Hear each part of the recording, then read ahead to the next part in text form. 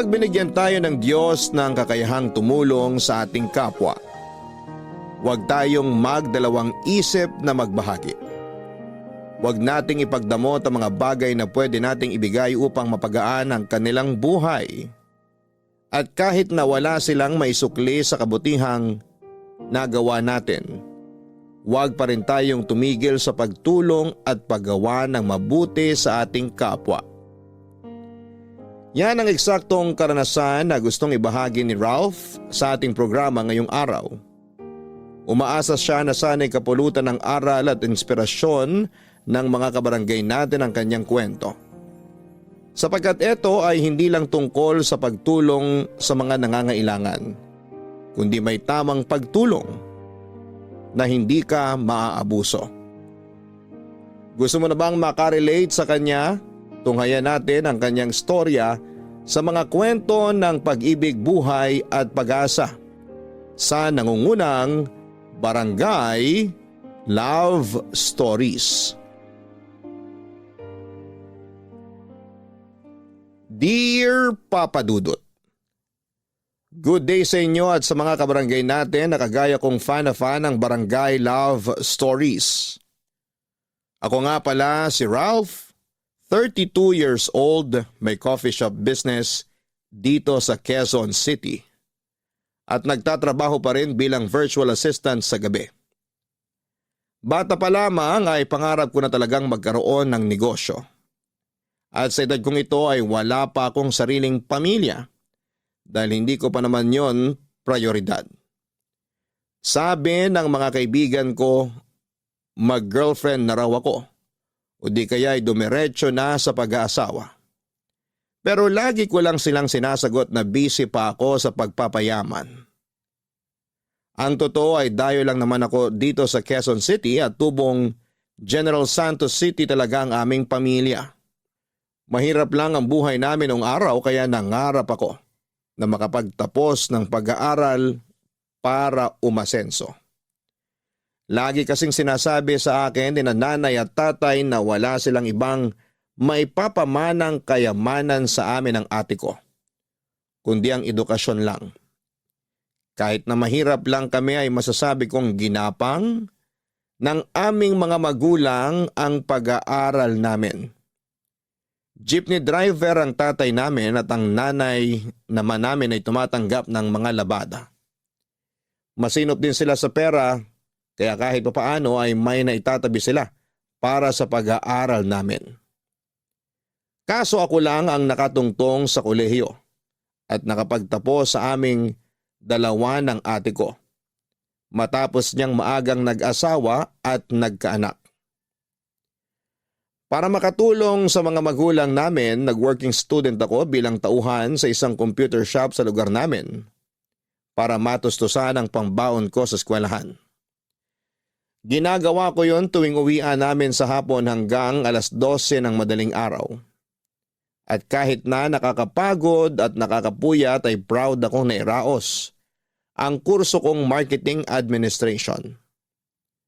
Nung graduate ako sa college ay nagtrabaho ako sa isang private company sa Davao ng 1 taon. Pero nangarap ako na makaluwas sa Maynila dahil pakiramdam ko mas marami at malaki ang opportunity na naghihintay sa akin doon. Kaya nga kahit ayaw ng mga magulang namin ay sinuportahan pa rin nila ang desisyon ko. Taong 2015 sa edad na 22 ay nakarating ako sa Quezon City. Nagkataon kasi na may inaplayan ako ritong trabaho na nangangailangan ng relokasyon kaya sinamantala ko na. Tumagal din ako sa naturang kumpanya ng 5 taon bago nag-pandemic kung saan ay kasama ako sa mga inalis sa trabaho. Pero hindi ako nawalan ng pag-asa at naghanap kaagad ako ng ibang mapagkakakitaan. At doon ako napunta sa mundo ng pagiging virtual assistant. Habang nagsisimula akong bumangon ng mga panahong yon, ay tumindi naman ang kagustuhan ko na tuparin ang matagal ko ng pangarap na magkaroon ng negosyo na natupad naman taong 2023.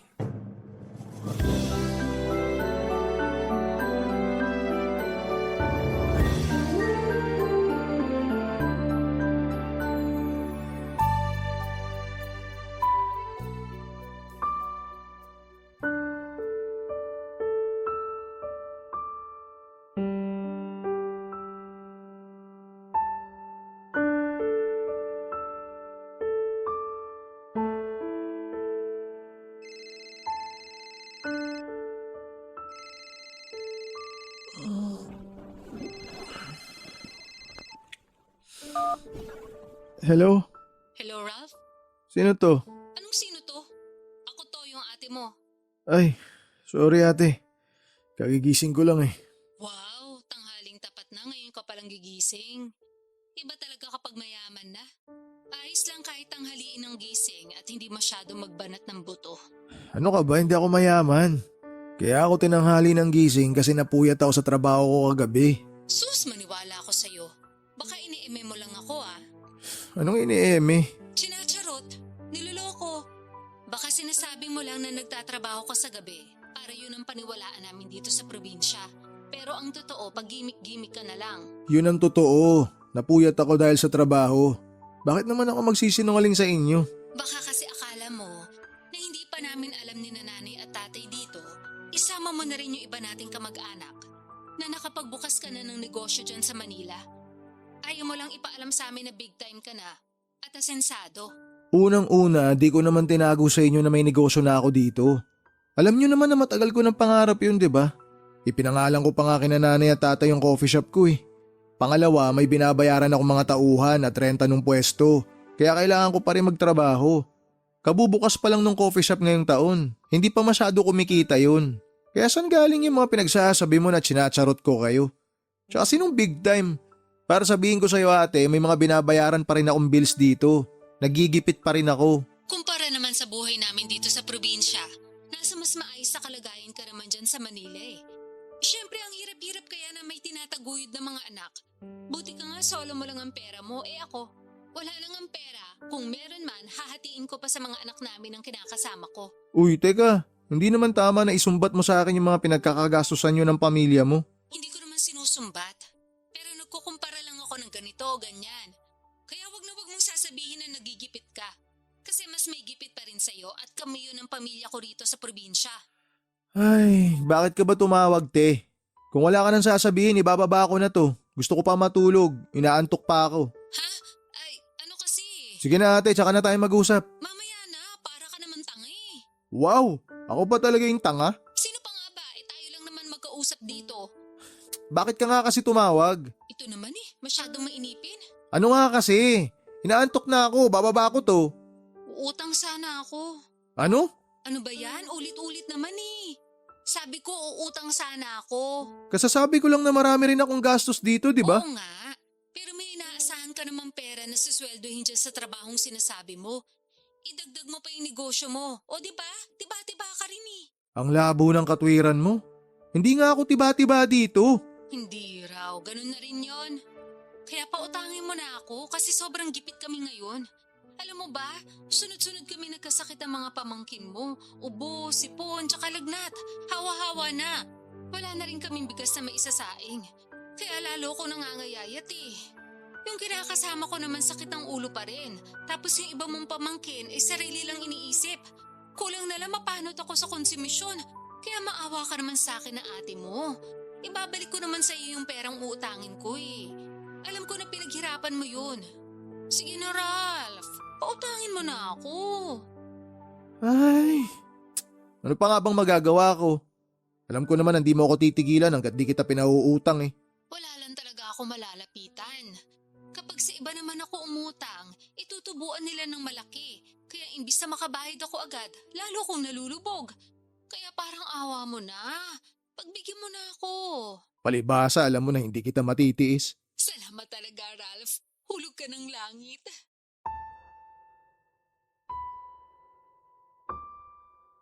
Papadudot ka isa-isang kapatid ko ang ate kong ito. Mas matanda siya sa akin ng 13 taon at kahit na nasa Jensen pa ako ay hindi talaga kami lumaking malapit sa isa't isa. Pero hindi naman kami magkaaway ng todo-todo. Siguro ay ganun talaga, hindi porke iisang puno ay pareho na ang bunga. Ang ibig kong sabihin ay kahit na magkapatid kami, ay magkaiba pa rin kami ng ugali. Magkasalungat ng paniniwala at prinsipyo sa buhay. May kontento na at merong nangangarap pa rin ng todo. Tulad ng nabanggit ko, hindi nakapagtapos ng pag-aaral si ate dahil maaga siyang nag-asawa at nagkaanak.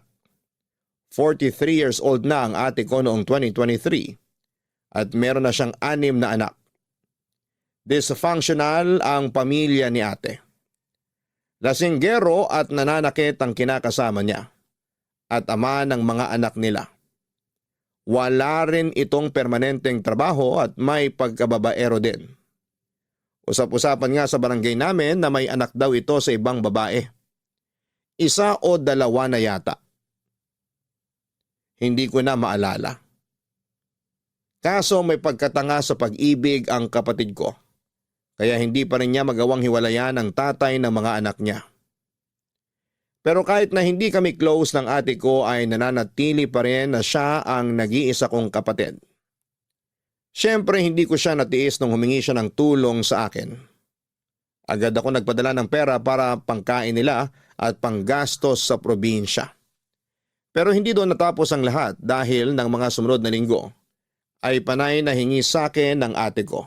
At nagbibigay naman ako dahil ako ang mas nakakaluwag sa aming dalawa. Sa totoo lang ay regular ako nagpapadala kina nanay at tatay ng pera panggastos nila at pambayad sa bills.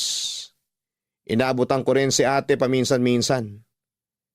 Pero tulad ng sinabi, meron din akong binabayaran kaya hindi ko masasagot lahat. 1 beses umuwi ako sa amin sa General Santos para mag-celebrate ng birthday ko. Tuwang-tuwa sina nanay at tatay nang makita ako at ganoon din ako dahil na-miss ko sila ng sobra. Uy, Ralph, thank you dun sa pasalubong mo sa mga anak ko, ha? Tuwang-tuwa sila, lalo na yung pangalawa ko. Sakto kasi sa kanya yung sapatos na bigay mo. Tagal niya na gusto magkaroon ng bagong sapatos, pero hindi naman siya makaipon kahit may trabaho kasi mas inuuna pa yung uminom kasama mga barkada niya. Ewan ko ba sa batang yun? Mana sa tatay? Naku ate, mahirap yan. Magiging bisyo yan, katagalan. Yun na nga ang paulit-ulit kong sinasabi, kaso matigas ang ulo.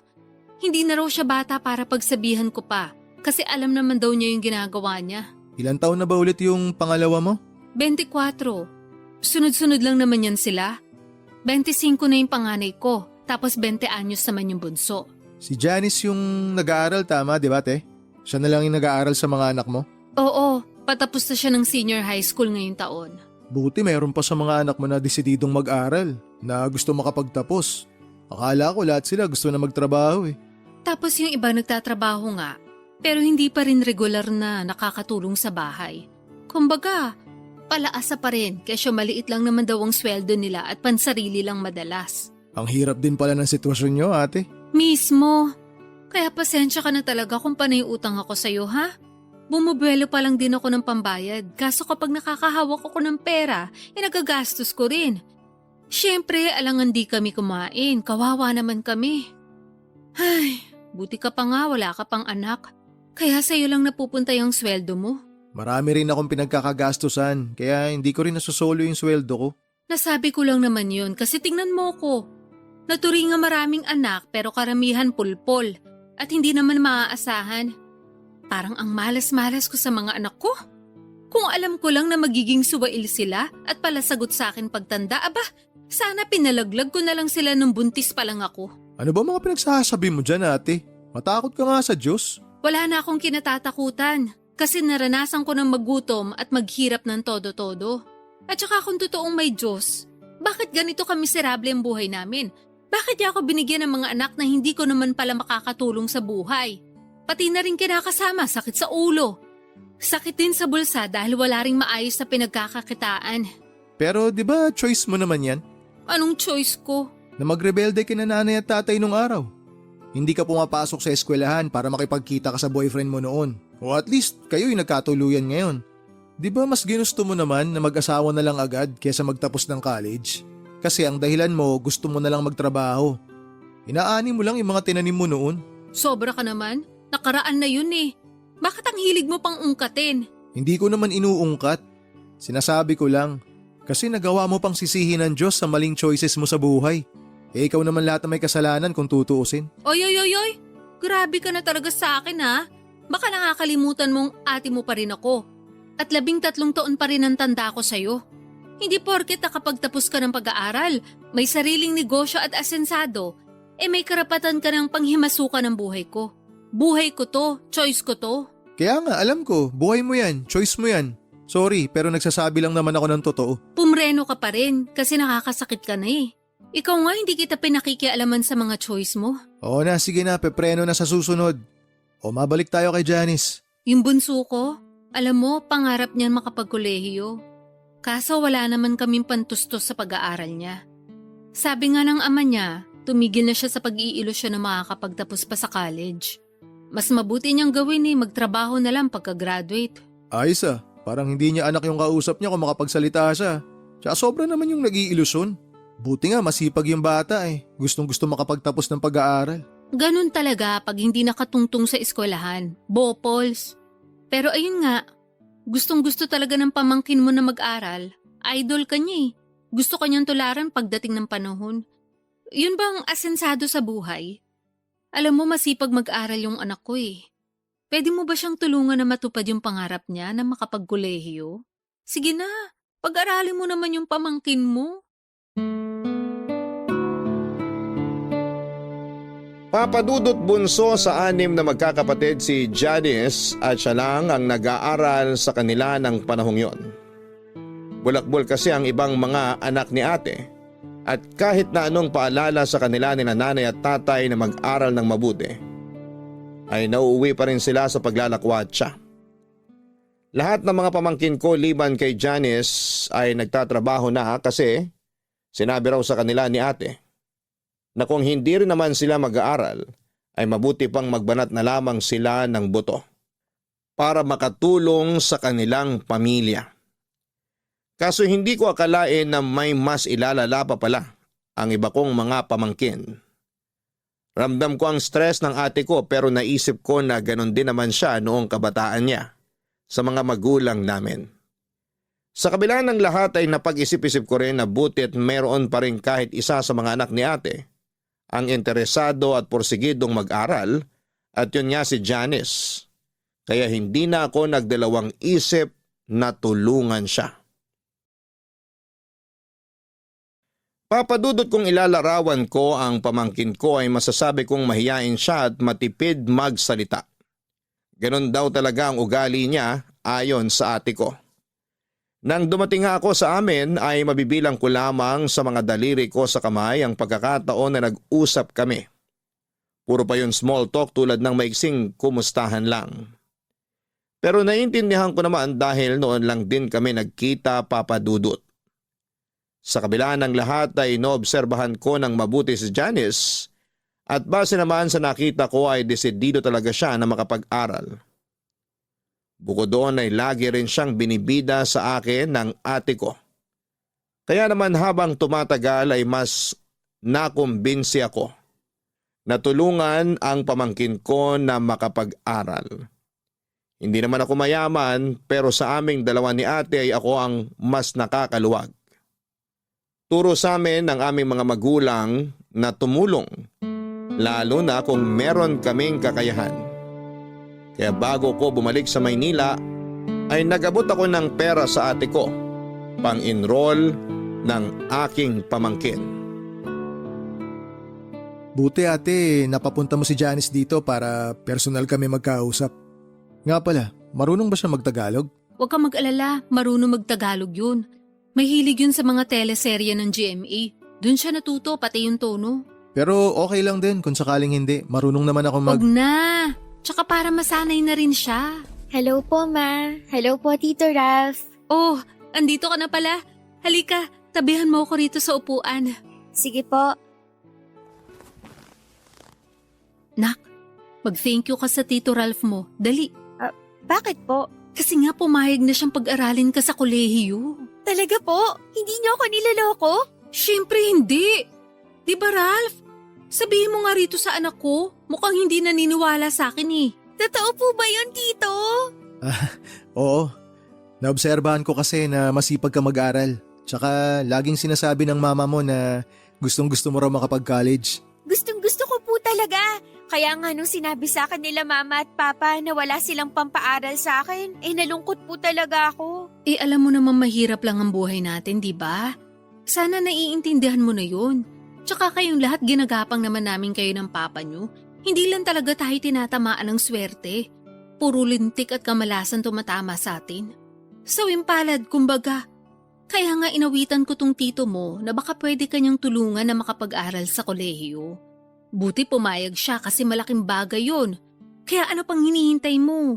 Mag-thank you ka sabi. Opo ma, thank you po Tito Ralph. Malaking bagay po yung tulong nyo. Pangako, aayusin ko po ang pag-aaral ko para matuwa naman kayo. Ngayon pa lang natutuwa na ako sa'yo kasi nagsisikap ka talaga. Sana ipagpatuloy mo yan kahit na di magiging madali pag nasa college ka na. Hindi naman sa tinatakot kita pero iba kasi dun eh. Ibang iba ron kesa sa senior high. Talaga? Sasakit ba ulo ng anak ko dyan? Ma naman eh. Siyempre, depende yon kung paano ko i-handle yung emotions ko. Saka marami na rin naman po akong naririnig na mahirap daw sa college. Yung ibang mga kaklase ko tuloy ayaw nang mag-aral pagka-graduate namin. Tingin mo kakayanin mo. Siyempre po. Tama ang anak mo ate. Depende sa tao kung paano niya i-handle yung emosyon niya. Pero Janice, sana kahit na challenging ang college life, tapusin mo pa rin. Huwag mo susukuan. Sa bagay. Tingnan mo nga ikaw, nakatapos ka. Dapat gayahin mong tito mo, nak ha. Masipag, matyaga at may mataas na pangarap sa buhay. Opo, idol na idol ko nga yang si Tito. Maiba tayo. Meron ka bang kurso na plano mong kunin? Gusto ko po sanang mag-teacher, kaso sabi ni Mama, kuhain ko raw po yung katulad ng kurso na kinuha nyo. Tama naman. Kasi dyan yumaman ng tito mo. Si ate naman paulit-ulit eh. Sinabi nang hindi nga ako mayaman. Hindi pa mayaman. Pero yayaman ka rin. Mas yayaman. Ayaw mo ba nun? Huwag ka kasi masyadong nega at kontrabida. Dapat kahit hindi pa, sinasabi mo mayaman ka na para lalo magkatotoo. Gayahin mo ko. Lagi kong sinasabi sa mga kamag-anak natin na maayos ang pamilya namin ang kinakasama ko. Na maswerte ako sa mga anak ko. Hindi pa nga lang nagkakatotoo pero alam ko papunta na rin yun doon. Ay nako, ibang klase ka talaga mag-isip. Siyempre, bihira lang magkaroon ng utak na ganito sa akin, no? Sorry, Tito, kung masyadong kakaiba mag-isip si Mama. Ano ba kasi masama sa pag-iisip ko? Wala naman, pero kakaiba lang po. Kung sampalin kaya kita, Grabe naman po kayo. grabe talaga ako. Alam ng tito mo yan pati ng lolo at lola mo. Tsaka ng mga kapitbahay natin at mga kamag-anak natin. Alam mo ate, yung mga ganyan mo, hindi mo dapat pinagmamalaki yan. Ay teka, isa ka rin Kung grabe ako, mas grabe ka sa akin. Nagsasabi lang naman ako ng totoo no. Ikaw ang grabe. Nakuha mo pa talagang ipagmalaki sa anak mo yung mga kabulastugan mo noon? Tama naman sinabi ni Tito, kaya wag niyo na po siyang pagdiskitahan, Ma. Ay naku, pinagtulungan niyo pa ako magtito. Nakakainis kayo Lo, si Mama. Akala mo naman susuyuin namin siya. Papadudot masayang masaya si ate sa perang ibinigay ko para makapag-enroll sa college si Janice. Dinagdagan ko pa yon ng sobra para may pambili ng uniform at gamit sa eskwelahan ang pamangkin ko. At nagdagdag ulit ako matapos sumirit ni ate. Pero aminado ako na nagipit ako ng kaunti dahil sakto na lamang pamasaya at allowance ko pabalik sa Maynila ang perang natira sa akin. Kinailangan ko patuloy galawin ang savings ko at mag-withdraw para meron akong extra money. Sa awa naman ng Diyos ay nakauwi naman ako ng matiwasay sa nirerentahan kong apartment sa QC. Fast forward. Nakagraduate na sa senior high school si Janice at inimbitahan ako ng ate ko na pumunta sa graduation ceremony niya. Pero hindi ako nakauwi dahil marami akong trabaho na mapipending at busy rin ako sa negosyo ko. Pero nag-send naman si ate ng picture ni Janice sa messenger. Nakuha nung graduate siya, kaya masayang masaya pa rin ako. Nag-reply ako ng congratulations sabay hirit ni ate na kung pwede raw regaluhan ko ang pamangkin ko kasi wala naman daw itong natanggap na graduation gift. Pero wala naman akong maisip na pwedeng iregalo para kay Janice kaya sa huli pinera na lamang ni ate. Siya na lang daw ang bibili ng regalo para sa anak niya at sasabihin niyang galing sa akin. Mabilis na lumipas ang isang buwan, isang hindi inaasahang tawag ang natanggap ko mula sa pamangking kong si Janice Papadudut.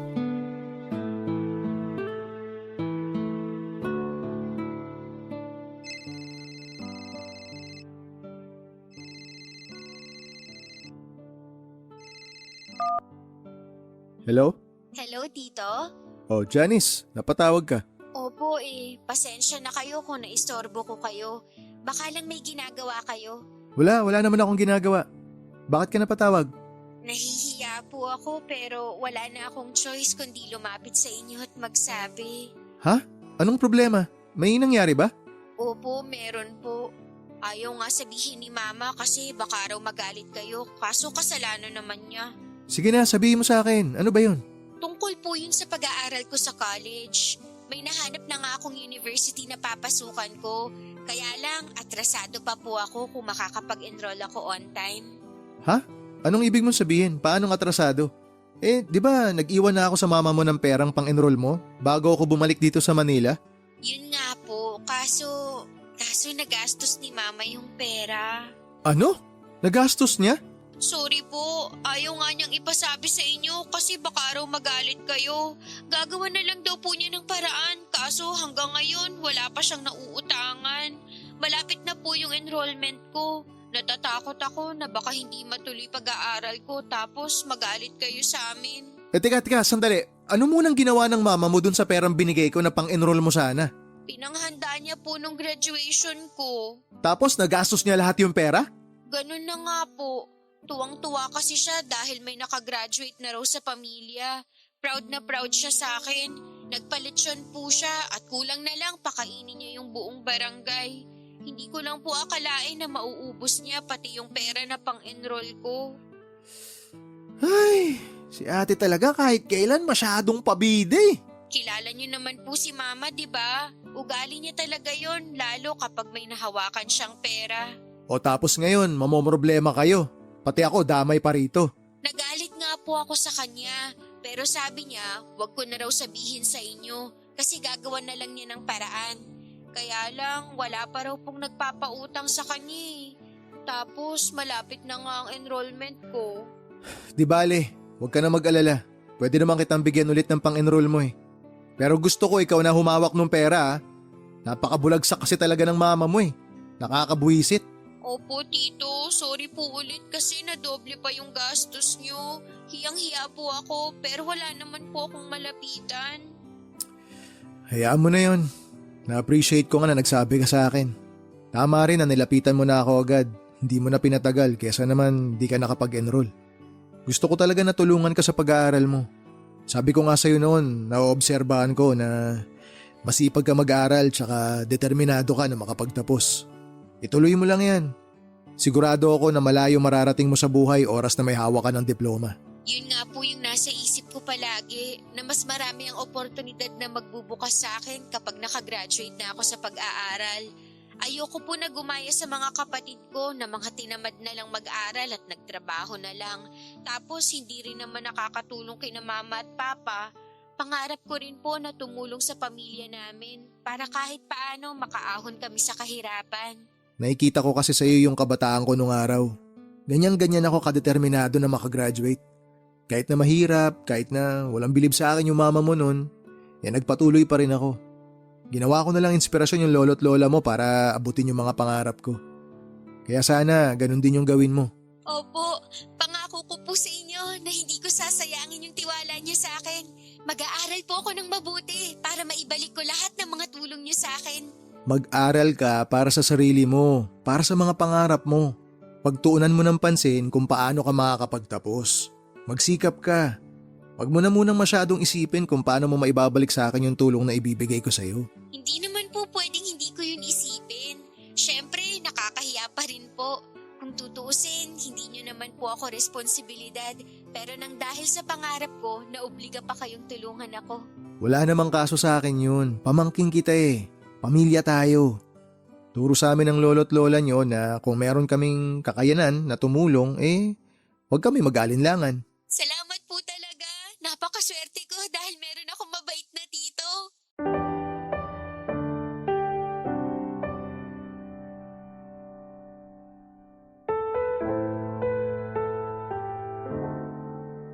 Papadudot gano'n na lamang ang gulat at pagkainis ko kay ate nang malaman ko mula mismo sa anak niya kung ano ang ginawa niya sa perang nakalaan para sa enrollment, pambili ng gamit at uniform ng pamangkin ko.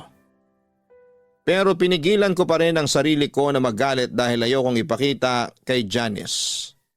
Ayoko matakot siya sa akin kaya naman kinontrol ko ang aking emosyon. Sa halip ay huminga na lamang ako ng malalim at nagbilang ng 10 sa isipan ko para kumalma. Pagkatapos ng pag-uusap namin ng pamangkin ko ay naisip ko na parang hindi ko naman kilala ang ate ko na may pagkagastador at ugaling mahilig magpabida sa mga kamag-anak namin at kaibigan niya. Kaya nga hindi siya nakakaipon dahil mahilig siyang bumili ng kung ano-ano. Hindi talaga siya magaling humawak ng pera at hindi rin naman niya gustong matuto, papadudot. Noong taong ding yon ng 2023 ay nagpadala ng picture sa messenger ko si ate tungkol sa registration form ni Janice sa college. Excited ako at masayang-masaya para sa pamangkin ko. Alam ko na hindi magiging madali ang college life niya. Pero nakahanda naman akong tulungan siya financially para mairaos ang kanyang pag-aaral. Alam ko kasi ang kahalagahan ng edukasyon at yon ang gusto kong tumatak sa isipan niya. Hindi nagtagal ay nagsimula na ang klase at noong mga sumunod na buwan ay napansin kong dumalas ng dumalas ang paghingi sa akin ng pera ni ate kesyo marami raw gastusin sa pag-aaral ang pamangkin ko. Alam ko na magastos sa college pero parang hindi na makatotohanan ang mga dahilan ng ate ko. Bukod doon ay hindi ko rin makausap si Janice dahil bigla niya akong blinak sa messenger. Kaya hindi niyo ako masisisi kung magdududa ako dahil meron ng reputasyon ng pagiging sinungaling ang ate ko. Isang araw ay naisip kong umuwi sa amin nang hindi pinapaalam sa pamilya ko. Gusto ko silang sorpresahin pero hindi ko akalain na ako pala ang masosorpresa. Kung di pa ako umuwi rito, di ko pa malalaman na buntis na pala si Janice. Pwede bang hinaan mo lang ang boses mo? Mamaya marinig ka ng mga kapitbahay natin, edi na chismis pa tayo. Buti pa sa mga kapitbahay may hiya ka, pero sa akin wala.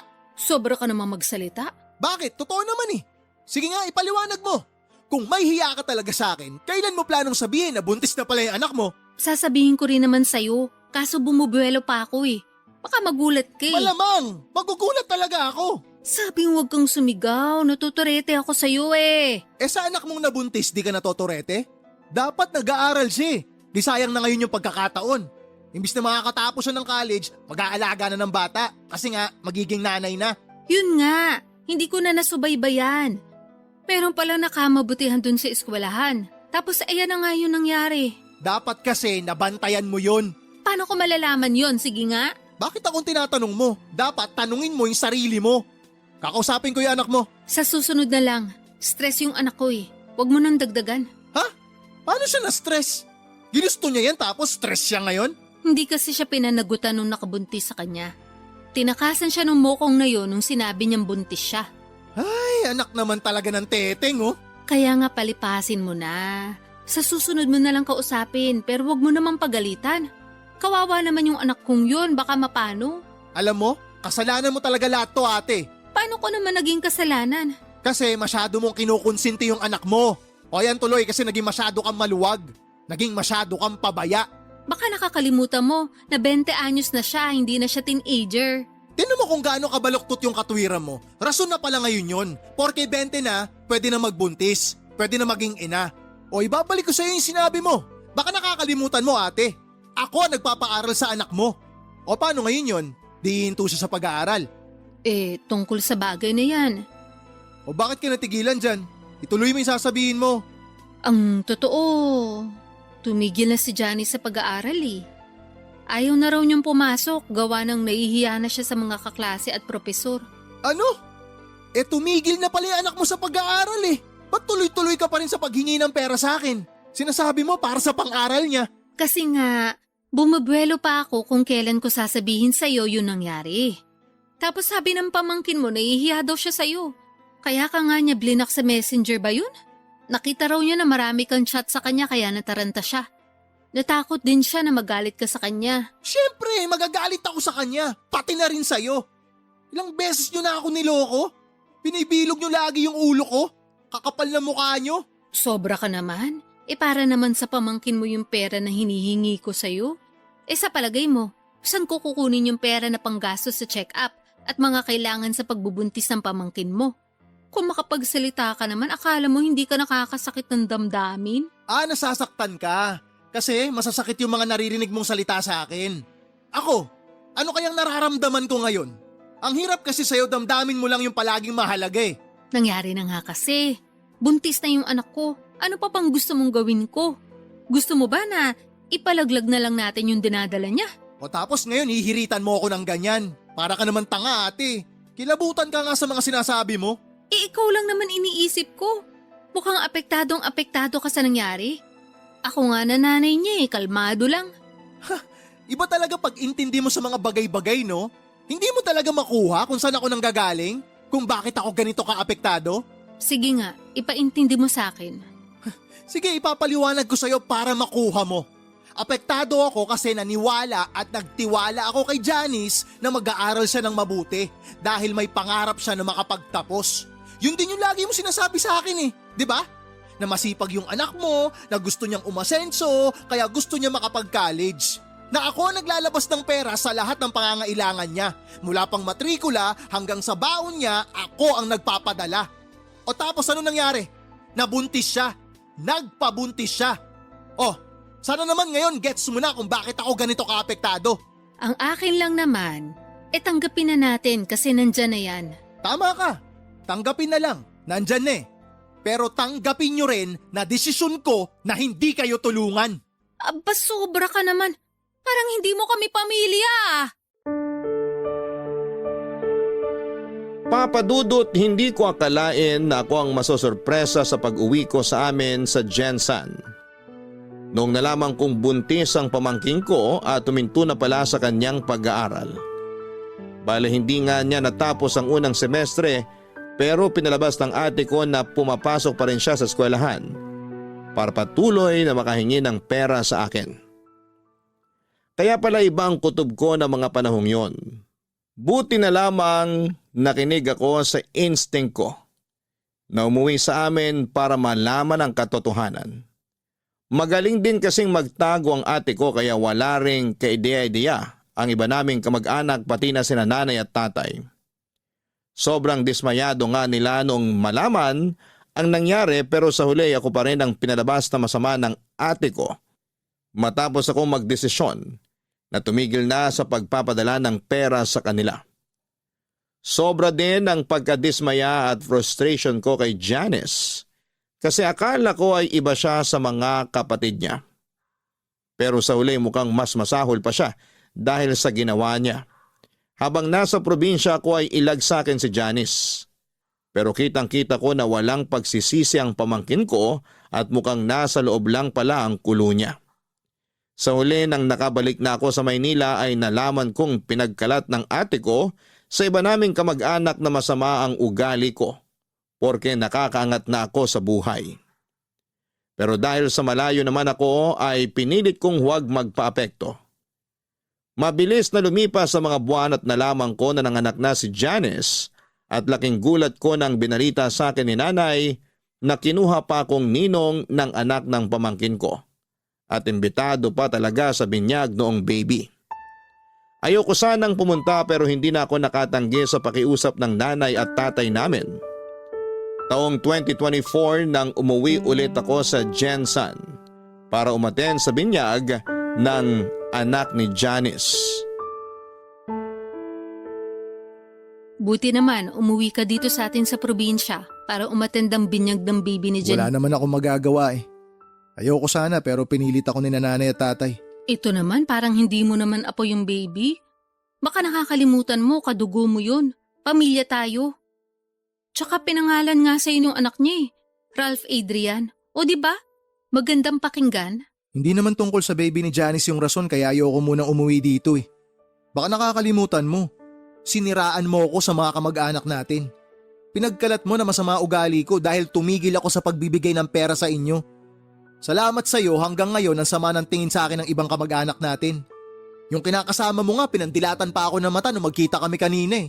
Akala naman niya matatakot ako sa kanya. Malaki naman talaga mata nung kinakasama ko. Kaya pagpasensyahan mo na. Tungkol naman dun sa iba nating kamag-anak, huwag ka mag-alala. Kasi sinabihan ko na naman sila na hindi totoo yung pinagkalat ko tungkol sa'yo nun. Na nagalit lang talaga ako. Dahil tinigil mo yung pagtulong sa amin ng anak ko matapos mo malaman yung nangyari. Pero baka hindi pa rin sila nakaka-move on. Sabihan ko na lang ulit. Ay, pasensya ka na talaga ha. Huli na nung na-realize ko na hindi mo naman talaga kami responsibilidad. Tsaka kami talaga yung may pagkakamali dun. Kung na-realize mo pala yan, bakit hindi ka man lang nag-sorry sa akin nun? Ha? Nahihiya ako. Parang hindi mo ko kilala. Hindi kaya ako nagsusorry. Talaga? Kailangan ko pa intindihin yung pride mo? Ayos ka. Tsaka ito na yung paraan ko ng pagsusorry. Alin? Ang gawin ako ninong ng apo mo? Kaya inimbitahan mo ako ngayon sa binyag? Oo, ayaw mo ba nun? Kilala kita. Nagawa mo na akong lokohin nun para makahingi ka sa akin ng pera. Ayoko sanang isipin na kaya mo ako kinuwang ninong ng apo mo para may dahilan ka na naman na huthutan ako. Sobra ka naman sa huthutan? Akala mo naman napakalaki ng perang binigay mo sa akin nun? Hoy, malaki yon kapag pinagsama-sama. Tsaka akala mo ba pinupulot ko lang sa kalsada yung perang pinadadala ko sa'yo? Para lang alam mo dugot pawis ko yon. Pinaghihirapan ko ang bawat sentimo na kinikita ko. Pero ikaw, lagi ka lang nakatanghod, hingi ka lang ng hingi, utang ka lang ng utang. Kaya di mo ako masisisi kung hanggang ngayon masama pa rin loob ko sa'yo. Matagal na yun eh. Hindi pa ba ako absuelto sa kasalanan ko? Parang hindi ako ate Huwag ka namang ganyan. Ayos hiningi mo pa na irespeto kita bilang ate. Pero ako nga hindi mo ako matrato na parang kapatid. ATM ang tingin mo sa akin na magluluwa ng pera tuwing may kailangan ka. Nasasabi mo lang yan kasi mas maluwag pasok ng pera sa'yo kaysa sa akin. Pero pag ikaw nasa posisyon ko, sigurado maiintindihan mo na kahit mali magagawa ng isang nanay para sa mga anak niya. At saka nagsisi naman na yung anak ko Sa lagay habang buhay mo na lang ba siyang pag-uusigin? Hindi ako galit sa anak mo. Mas galit ako sa'yo. Sa anak mo, dismayado ako. Di siya naging maingat. Matagal na nga yun, huwag ka namang ganyan. Kung makapagsalita ka parang hindi ka nagkakamali Hoy, kung usapang pagkakamali, hindi dapat ako tinatanong mo.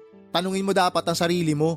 Sinikap ko talaga na hindi gumaya sa'yo, na mag-asawa ng maaga at magkaroon agad ng pamilya. Edi ikaw ng perpekto. Hiyang-hiya naman ako sa'yo. Ewan ko sa'yo ate, wag mo na nga pinagkakausap. Tumatanda kang paurong.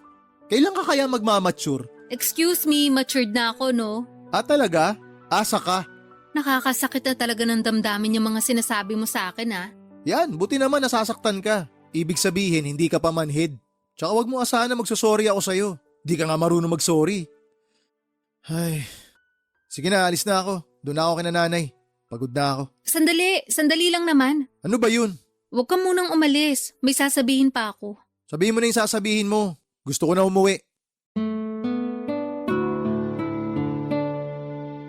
Papadudot gusto ko sanang maging casual lang ang pakikitungo ko kina ate at sa pamangkin ko noong umuwi ako sa Jensan. Pero bago ko humarap sa kanila ay nakiusap ang mga magulang namin na magbati na kami. Sinabi ni nanay na patawarin ko na raw si ate dahil nagawa lang naman niyang lokohin ako. Kasi desperado siya na makahingi ng pera na ginagamit din naman para sa pamangkin ko nung hindi ito panagutan ng nakabuntis dito. Aminado ako na nakonsensya ako nang putulin ko ang pagtulong sa kanila dahil sa galit ko. Kaya nga kahit naiilang pa ako noon nakausapin sina ate at Janice, ay sinantabi ko na lamang ang mga nangyari sa nakaraan. Muli kong binuksan ang puso ko para sa kanila lalo na at magkakadugo kami. Ayoko rin namang magkaroon ng kagalit sa katauhan pa ng sarili kong kapatid at pamangkin. Kaya nga pinakinggan at pinag-isipan ko ang bago nilang hiling sa akin na tulong tungkol sa paghahanap ng trabaho ni Janice sa Maynila. Papadudot, pinag-isipan ko ang sinabi ni ate na papasukin ko si Janice sa coffee shop ko. Bagaman wala pang bakante at nag-aalinlangan ako nung una ay tinanggap ko pa rin si Janice para maging barista sa coffee shop ko. Nag-decide ako na sumailalim siya sa training para mas maging handa sa trabaho namin. Noong binalita ko kay ate ang desisyon kong yon ay tuwang-tuwa siya. In fact, excited na siyang paluwasin sa Maynila ang anak niya. Kaso'y meron nga lang isang problema. Wala silang pambili ng ticket sa eroplano para makapunta rito si Janice. Dahil doon ay ako ang nag-sponsor ng plane ticket at binigyan ko rin ng pocket money ang pamangkin ko para makaluwas siya ng Maynila. Nang dumating siya rito ay sinundo ko siya sa airport at kitang-kita ko ang magkahalong pagkamangha at kagalakan sa kanyang mga mata. Paulit-ulit niyang sinasabi sa akin na pangarap niyang makaalis sa probinsya namin at natupad na raw yon nang sa wakas ay nakaapak na siya sa Maynila. Bali ang setup namin ay sa shop matutulog si Janice dahil maliit lang ang apartment ko. May espasyo naman siya doon na magagalawan niya kahit papaano. Hindi na rin naman kumontra ang ate at pamangkin ko sa desisyon kong yon. Since ako naman ang nagbigay ng trabaho kay Janice at ako rin ang magpapasweldo. Hindi nagtagal ay nagsimula na si Janice sa pagtitraining bilang barista sa coffee shop ko. Ipinagkatiwala ko siya sa isa kong tauhan na bihasa sa ginagawa namin at nagsisilbi ko ring team leader. Kaso makaraan lang ang 2 linggo ay meron siyang nareklamo sa akin tungkol sa pamangkin ko.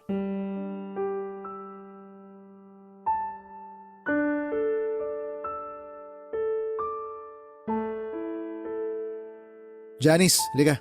Mag-usap tayo sandali. Opo, tungkol saan po? May nalaman akong report tungkol sa'yo, galing sa bisor nyo. Ano pong report yon? Tungkol daw sa ugali mo. Totoo ba na mahirap ka raw pakisamahan? Na boss ka raw kung umasta dito porke tito mo ko? Wow ha? Sinabi po ba talaga niya yan? Oo. Bukod doon, ang hirap mo raw turuan. Hindi ka rin marunong sumunod sa instruction. At ginagawa mo lang kung ano gusto mo. Mahilig ka raw magreklamo, puro ka pa cellphone. At naniwala naman po kayo sa sinabi niya? Nung una, syempre hindi. Kasi ayokong isipin na totoo yung mga sinasabi niya. Tsaka malaki ang tiwala ko sa'yo eh. Pamangking kita pero kailangan ko rin naman pakinggan yung mga empleyado ko at maging pata sa kanila. Kaya ang ginawa ko, pinanood ko yung CCTV footage nitong shop last week. At doon ko napatunayan na tama nga yung mga reklamo niya tungkol sa ugali mo. Sorry po, Tito. Ay, di ba nagkasundo na tayo nung umpisa pa lang? Na hindi kita tatratuhing pamangkin at hindi mo rin gagamitin yung pagiging magkamag-anak natin dito sa trabaho. Umuo ka. Sinabi mo pa nga na tama lang yun para maging patas sa iba. Bukod dun, ikaw ang bago dito. Kaya dapat hindi mo minamalditahan yung team leader nyo. Dahil sa ginagawa mong yun, parang lumalabas, binabastos mo na rin ako. Epal naman kasi yung team leader nyong yun. Masyadong sip-sip sa inyo, akala mo kung sino. Bakit? Tagapagmana nyo po ba siya? Ano sabi mo? Tinatanong ko kayo kung magiging tagapagmana nyo siya kasi wala naman kayong sariling anak, di ba? Anong koneksyon yan sa pagmamaldita mo? O baka naman may gusto siya sa'yo kaya gano'n na lang siya makasipsip. Hoy Johnny, sumayos ka. Saan ba pinagkukuha yung mga sinasabi mo? Sa obserbasyon ko lang naman. Akala nyo kayo lang ang marunong mag-obserba? Ako rin kaya. At yan ang mga nakikita ko. Masyadong sumbongera yung mga tauhan nyo. Pero sipsip at plastikada naman. Akala mo kung sinong magaling nagkakamali rin naman sila. Ako nga madalas nilang binubuli kasi baguhan lang ako. May isang beses na pinaglinis nila ako ng CR para may magawa raw ako. Tama ba yun? Bagong manicure pa naman ako noon. Nasira lang tuloy mga kuko ko. Kailan nangyari yan? Sabihin mo, para ma-check ko sa CCTV.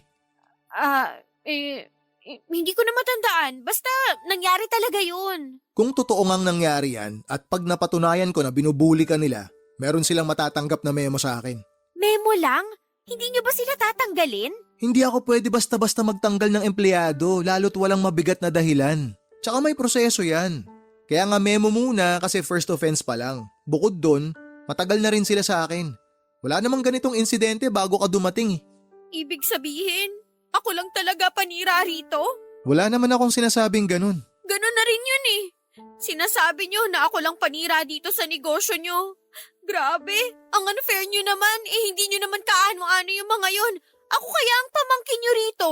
Hindi ko nakakalimutan na pamangking kita, pero sana wag mo rin kalimutan na kailangan kong maging patas. Sana maintindihan mo rin na pagdating sa trabaho, hindi mo lang ako tito, boss mo rin ako. Kung yung team leader nyo hindi mo magawang respetuhin, paano ako makakaasa na re-respetuhin mo ako pag di ka nakaharap sa akin? Sinong may sabi na hindi ko kayo nire-respeto? Nire-respeto ko kaya kayo? Respetuhin mo rin yung mga katrabaho mo.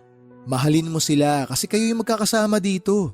Mahalin at pahalagahan mo rin yung trabaho mo kasi pinagkakakitaan mo to eh.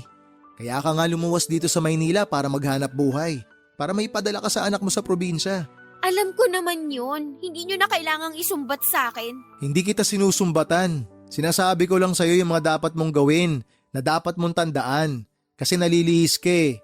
Parang hindi mo ata naaalala kung bakit ka nagtatrabaho dito sa Maynila eh.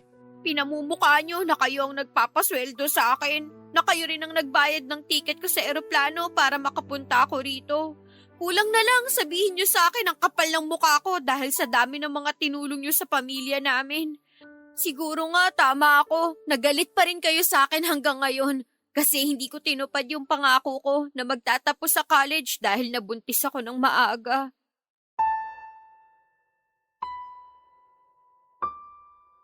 Papadudot, hindi ko akalain na may tinatagong ugali ang pamangking ko na noong ko pa lamang nakita. Ang bastos niya na sinasagot-sagot niya ako samantalang bilang boss niya ay pinagsabihan ko lang naman siya. Wala akong masamang intensyon at gusto ko lang maging patas sa mga tauhan ko.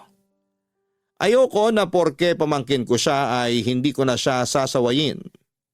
Kaya nga tulad ng sinabi ko ay binalikan ko ang CCTV footage sa shop namin para panoorin at pakinggan ang buong 2 linggong recording ng maghapon na nasa shop sila para hanapin yung sinasabi niyang pambubuli sa kanya. Pero wala akong nakita. Sa halip ay kabaliktaran noon ang napanood at narinig ko. Si Janice talaga ang bully sa mga kasamahan niya at palagi niyang ginagamit na pamangkin siya ng may-ari. Habang tumatagal, lalo pang sumasakit ang ulo ko sa pamangkin ko nang dumala sa mga report na natatanggap ko tungkol sa kanya mula sa mga kasamahan niya. Paladabog daw si Janice. Hindi rin siya ngumingiti kapag may customer. Bagay na lagi kong pinapaalala sa kanya na kailangan niyang gawin sa trabaho niya. Sa totoo lang ay stress na ako kay Janice dahil parang gusto niyang siya ang masunod sa sarili kong shop. Pero hindi pa pala doon natatapos ang sakit ng ulo ko sa kanya.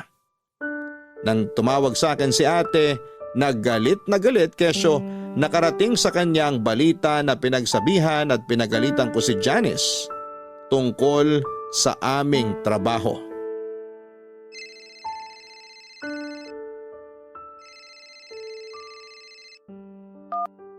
Hello ate, Hello, Ralph.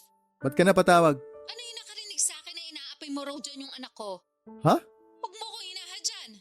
Alam kong narinig mo yung sinabi ko. Ano yung pinagsasabi mo? Walang pang-aaping nangyayari dito. Hindi inaapi si Janice sa trabaho. Hindi raw. Ano yung sinumbong sa akin ng anak ko? Sige nga.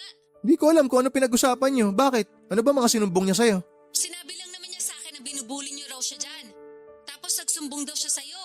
At mas kinampihan mo pa raw yung iba mong mga tauhan. Aba Ralph, sino ba sa kanila ang pamangkin mo? Oo nga, pamangkin ko si Janice. Pero walang pambubuling nangyayari sa trabaho. Ibig mong sabihin sinungaling ang anak ko? Oo, nagsisinungaling siya. Dahil ako mismo ang nag-imbestiga sa reklamo ng mga kasamahan niya. Alam mo kung ano nadiskubre ko sa anak mo? Ano? Yung anak mo mismo ang bully. Binubuli niya lahat ng mga katrabaho niya. Huwag niya subukang itanggi dahil may ebidensya ako. Meron akong kopya ng CCTV footage kung saan huling-huli si Janice na nambubuli. Pwede ko ipadala sa'yo para sabay niyong panooring mag-ina. Para maliwanagan ka na may pagkasinungaling talaga yung anak mong maldita. Baka naman pwede natin pag-usapan to, Ralph. Pamangkin mo naman yun eh. Ate mo ko, di ba? Diyan kayo magaling. Kayo ng anak mo. Lagi niyong binabalandra sa mukha ko na pamilya tayo para makonsensya ako.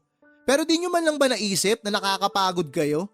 Alam mo ba na hindi lang pambubuli ang problema ni Janice sa trabaho? Hindi lang yun ang issue rito. Tatamad-tamad din yung anak mo. Bukod sa ubod ng maldita, nagmamarunong pa. Lagi pa nakasimangot sa harap ng mga customer ha. Hindi rin siya mapagsabihan. Kasi ultimo ako na tsuhin niya. Ganun-ganun na lang o sagot-sagutin niya eh. O tama ba yon? Tapos ngayon malalaman ko na gumagawa siya ng kwento para malinis ang pangalan niya dyan sa inyo. Tapos palalabasin niya na kawawa siya rito. Ano yun? Para naman akong ginagawang tanga ng anak mo ate. Pagpasensya mo na yung pamangkin mong yun. Hayaan mo, pagsasabihan ko. Nako, hindi na ako aasa na pagsasabihan mo yung anak mo. Tsaka pagpasensyahan? Sawang-sawa na akong pagpasensyahan kayo. Akala ko iba'y hilat siya ni Janice sa'yo eh. Pero mag-ina nga talaga kayo. Parehong-pareho ugali niyong dalawa. Ano namang ibig mong sabihin, ha? Ikaw naman di mo pa nakuha agad. Gusto mo pa ipaliwanag ko sa'yo. Manang-mana sa'yo yung anak mo. Yun ang ibig kong sabihin. Pareho kayong sinungaling, pareho kayong manluloko, pareho kayong manggagamit, pareho ring masama ugali nyo. Aba, hinay-hinay ka sa mga sinasabi mo dyan. Ano maghinay-hinay pinagsasabi mo? Hoy ate, wag mo ako manduhan. Punong-puno na ako sa inyo ng anak mo. Tinulungan ko kayo, pinagkatiwalaan kasi nga tulad ng lagi mong dinadahilan, pamilya ko kayo. Pero anong ginawa niyong mag-ina? Ha? Ano? Niloko niyo ako ng paulit-ulit. Ang nakakatawa dito, nagkuntsabaan pa kayong dalawa. Alam mo sa totoo lang, akala ko tama nakalimutan ko na lang yung atraso niyo sa akin eh. Lalo ka na, nung siniraan mo ako dyan sa atin. Kasi nga tinigil ko yung pagbibigay ko sa'yo ng pera nung mabuntis yung anak mo. Akala ko tama na patawarin kita eh. Kasi sabi mo nga nakaraan na yun, kalimutan na natin yun, pwede naman tayo mag-move on. Pero sa tingin ko, yun na ata yung pinakamalaking katangahang nagawa ko sa tanang buhay ko. Nakakapagod kayong tulungan kasi mga abusado kayo. Nasasabi mo lang yan dahil nakakaluwag ka. Ikaw kayang pumalit sa posisyon namin. Tignan ko kung hindi ka maging desperado para lang makaahon sa kahirapan. Naranasan ko rin naman maghirap ah. Baka nakakalimutan mo, bata pa lang tayo, mahirap na buhay natin. Iisa ang pamilyang pinanggalingan nating dalawa ate. Kaya nga nagsumikap ako eh. Hindi ako tumigil sa pag-abot ng pangarap ko. Inisip ko na isang araw may aahon ko rin ang pamilya natin sa kahirapan. Oh, ngayon meron akong savings, meron akong konting naipundar, meron akong maayos na trabaho, meron akong sariling negosyo kasi nagsumikap ako. Hindi ako tinamad na kumayod at hindi ako naging malandi katulad mo. Para sabihin ko sa'yo, narating ko to nang hindi naging desperado na gumawa ng masama at manloko ng kapwa para lang makaahon sa kahirapan. Hindi kagaya mo. Wala lang sa'yo na loko-lokohin ako, maitawid nyo lang yung katamaran nyo. Kasalanan mo talaga eh, tsaka ng baluktot mong katwiran kung bakit naligaw ng landas yung mga anak mo. Dapat ikaw yung gumagabay sa kanila eh. Pero ikaw mismo yung dahilan kung bakit sila napariwara. Grabe ka naman sa mga sinabi mo. Humanda ka. Ipagkakalat ko sa buong barangay natin na masama ang ugali mo. Gawin mo! Sino tinakot mo? Akala mo kakabahan ako dyan sa pagbabanta mo? Di sige, subukan mo. Sa oras na masira yung pangalan ko dyan, ididemanda kita. Gagawin mo yon? Bakit hindi? Hindi ako natatakot sa'yo.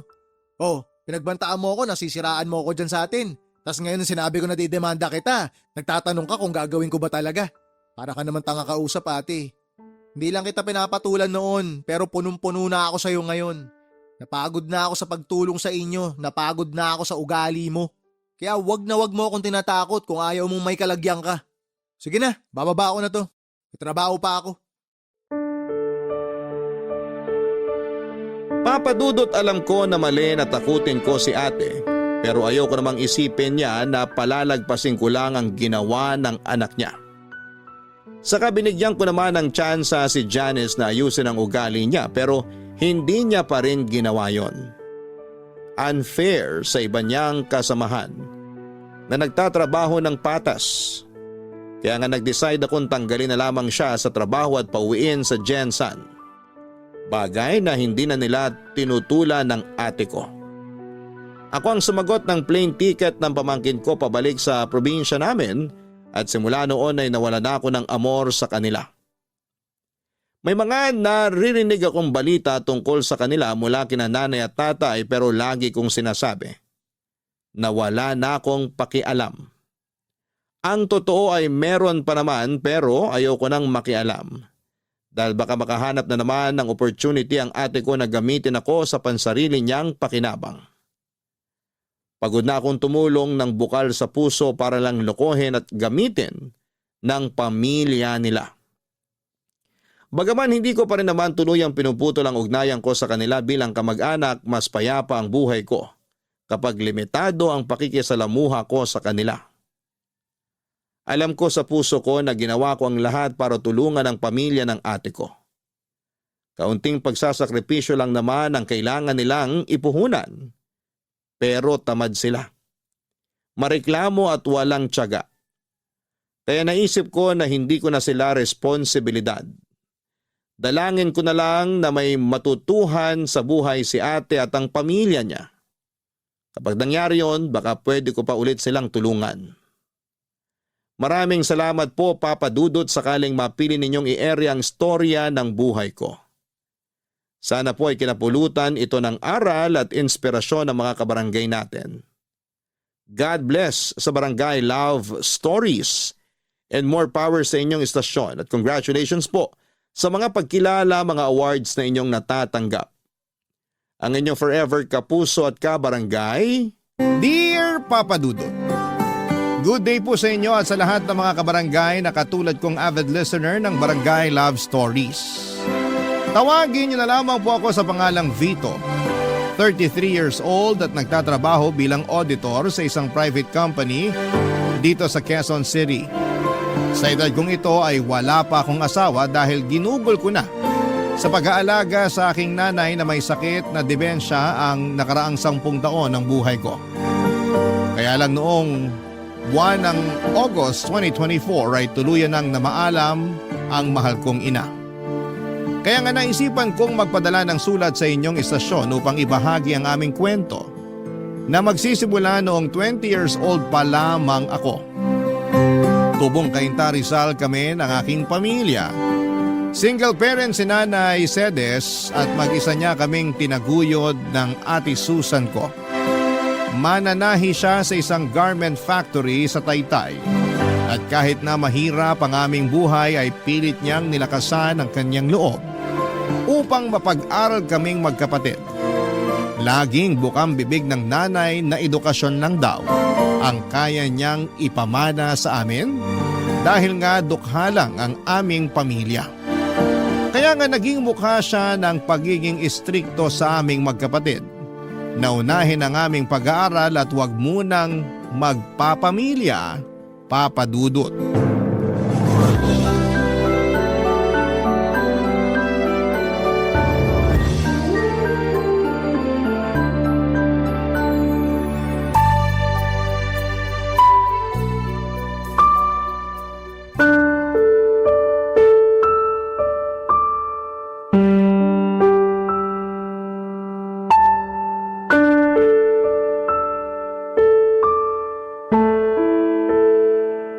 Ano ba naman to, Vito?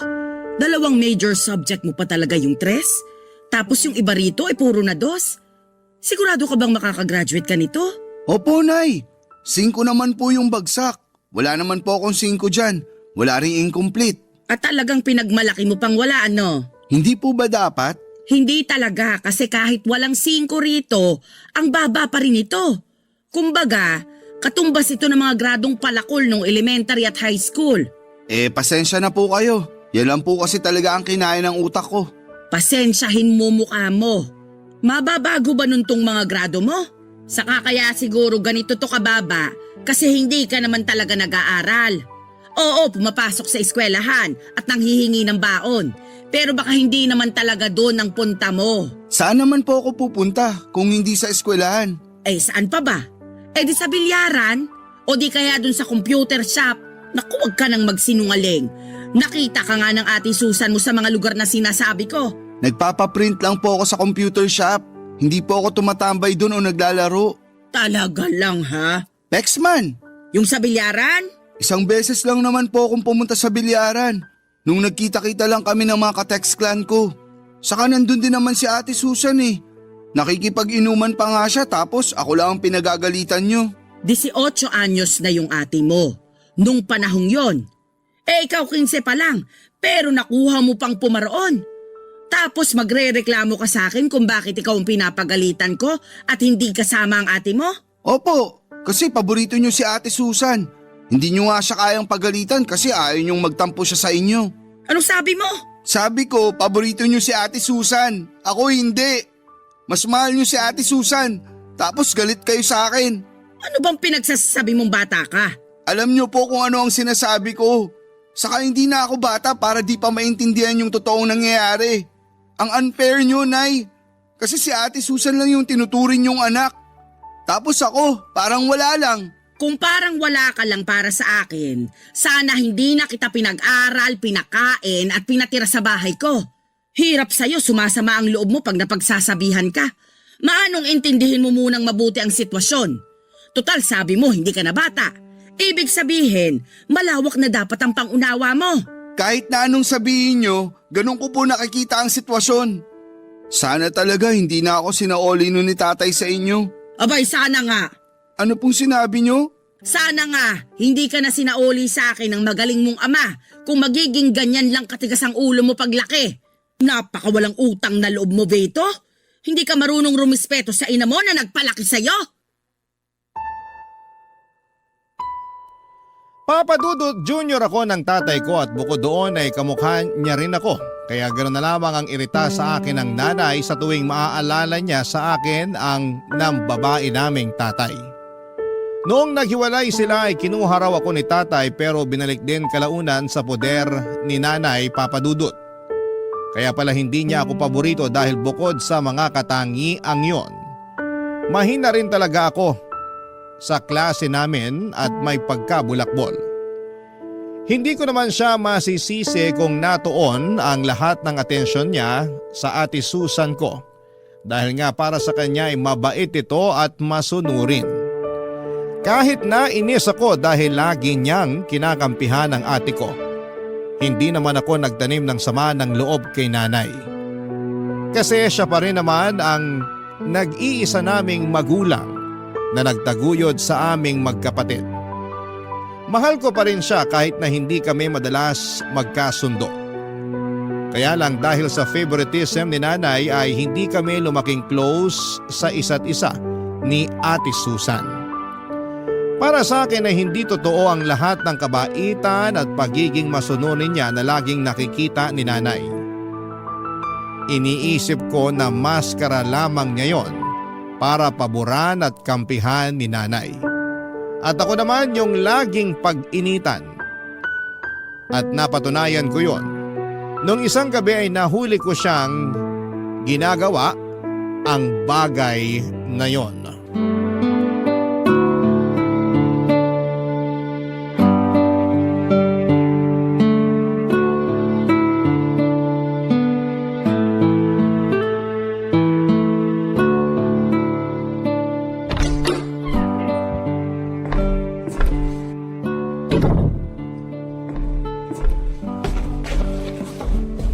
Bakit tumingin ka lang, Ate Susan? Alam ko naman ng tinapavito.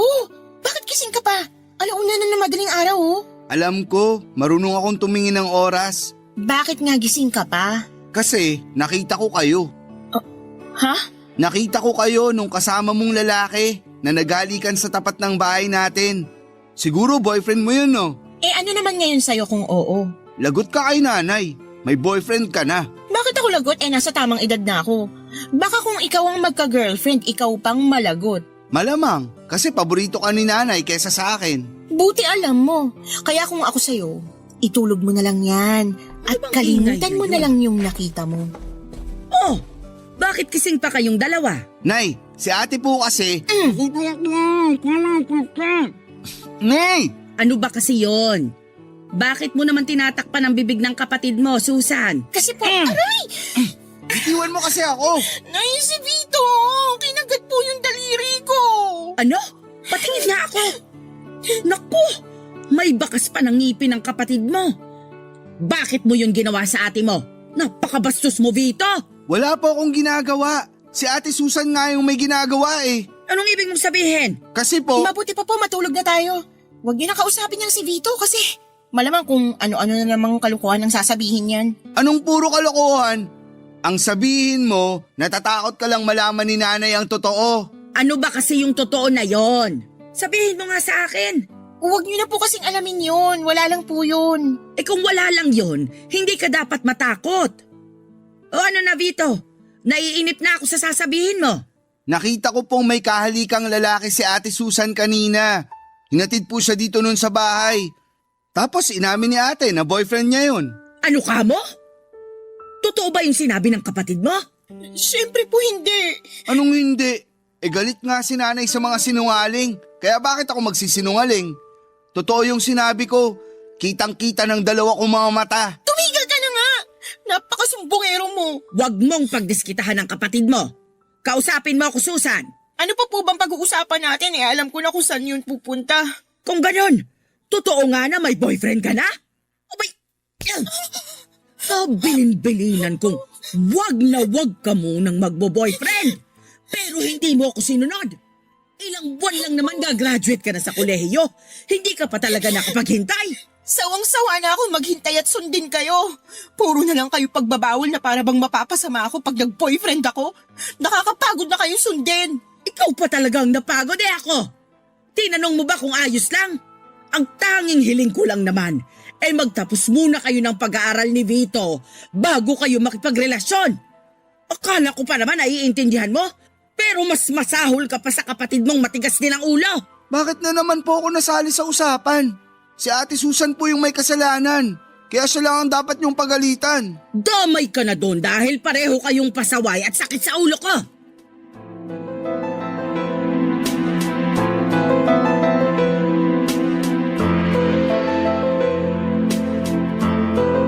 Papadudot ayaw talaga ni nanay na mag-boyfriend si Ate Susan dahil graduating na siya sa college. Saka 21 years old pa lamang siya noon. Pakiramdam kasi ni nanay lahat ng mga lalaki ay manloloko katulad ng tatay namin. At para sa kanya ay agrabyado si Ate Susan dahil babae siya sakaling mabuntis, lokohin at iwan siya ng boyfriend niya. Bukod doon ay mahirap daw kasi kung may anak na kaya hanggat maaari unahin muna namin ang pag-aaral at pagtatrabaho. Kaya nga noong nahuli ko si ate na may kahalikang lalaki ay wala naman talaga akong intensyon na sabihin yon kay nanay. Plano ko lang sanang gamitin ang nalaman ko para mapasunod si Ate Susan. Kaso nangyari na nga ang hindi dapat mangyari. Galit na galit sa akin ang ate ko kasi sinumbong ko raw siya sa nanay namin kaya naman pinagbantaan niya ako. Na mananagot ako sa kanya. Nung una, papadudot ay hindi ko pinansin ang pagbabanta niya dahil ako naman ang pwede niyang gawin. Kaya lang isang araw nang pauwi na ako galing sa eskwelahan ay may grupo ng 3 lalaki na humarang sa akin. Yung isa doon ay namukhaan ko na lalaking kahalika ng ate ko.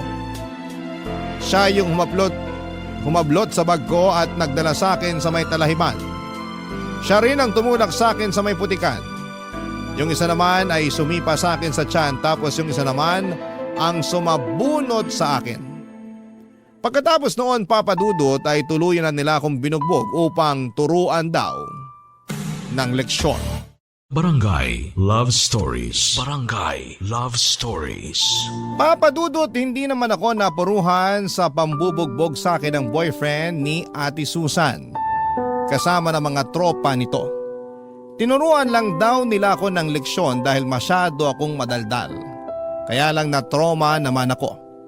Alam ko na si ate ang may pakana ng mga bagay na yon kaya naman galit ako sa kanya. Hindi ko siya pinapansin kapag nasa bahay kami o kung minsan ay padabog ko na lamang na sinusunod ang mga utos niya para wala ng gulo. Wala rin naman kasing kwenta kung sasabihin ko pa kay nanay ang nangyari dahil baka lalo akong mapasama. Samantala ay pinagpatuloy lang ng kapatid ko ang pagbo-boyfriend kahit tutol si nanay. Sa uli wala na rin naman siyang nagawa at pinagbigyan na lamang ang paborito niyang anak. Naging legal pa nga sila ng boyfriend niya sa bahay. Kapag andon ang mga ito kasama si ate ay nanginginig ang tuhod ko sa sobrang takot. Madalas nagdadahilan na lamang ako para makaalis ng bahay, wag lamang silang makasama. Mabilis na lumipas ang 2 buwan at merong pinagtapat sa amin ni nanay, itong si Ate Susan.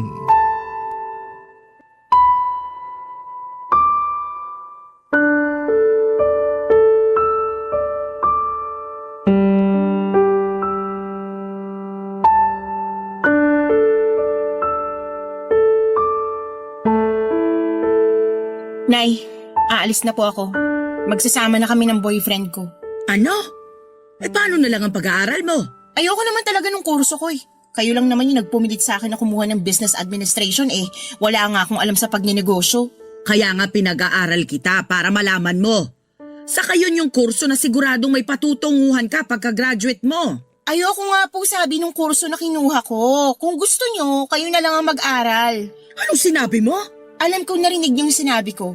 Hindi ko na po uulitin. Pinag-aral kita. Hindi para sagot-sagutin mo ako ng ganyan. Ate Susan, bakit mo naman bigla yan naisip? Kung kailan malapit ka ng graduate? Wala ka na dun, no? Masyado kang maraming tanong. Tama ang kapatid mo. Bakit din biglaan ang pag-alis mo sa bahay natin, anak? Sabihin mo, ano ba kasing nangyari? Alam nyo, nakakainis na kayong dalawa eh. Kung makatanong kayo, akala nyo naman malaking krimen yung gagawin ko. Hindi ba pwede na gusto ko nang bumukod at magsama na kami ng boyfriend ko? Hindi ako naniniwala na yun lang ang dahilan mo. Kilala kita, may pagkasinungaling ka.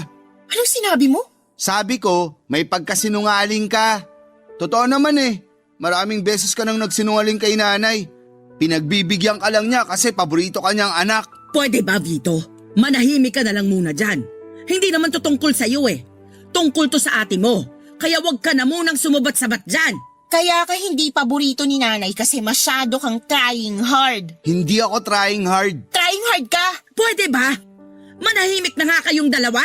Yang anak niyong pagsabihan niyo, Nay, masyadong mayabang eh. Wala namang pinagmamayabang. Bakit ikaw? Anong pinagyayabang mo? Sige nga. Ayaw mong tumigil ah. Nasaan na ba yung kawali, mga linti kayo?